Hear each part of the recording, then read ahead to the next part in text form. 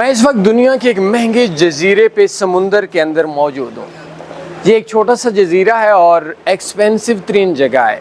मैं कोशिश करूँगा कि आप लोगों को इसके बारे में बताएं। ये मलेशिया के अंदर मौजूद है और इसका नाम है लंकावी। ये समुंदर के अंदर मौजूद है और जिस जगह के ऊपर मैं मौजूद हूँ, इस जगह के ऊपर तकरीबन 1 घंटे का 12 से 13 हज़ार पाकिस्तानी चार्ज किया जाता है।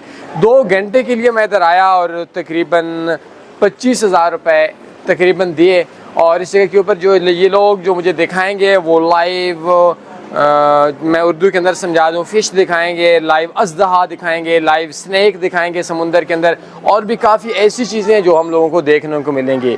तो अगर आप लोगों ने भी दुनिया की इस खूबसूरती को देखना है तो ऑफ कोर्स आप लोग इधर आएँ और इस जगह इस चैनल्स के ऊपर सब्सक्राइब करें, लाइक करें और दुनिया की खूबसूरत और हसीन चीज़ों को देखें। और मज़ीद ऑनलाइन बिज़नेस के लिए पहला कमेंट चेक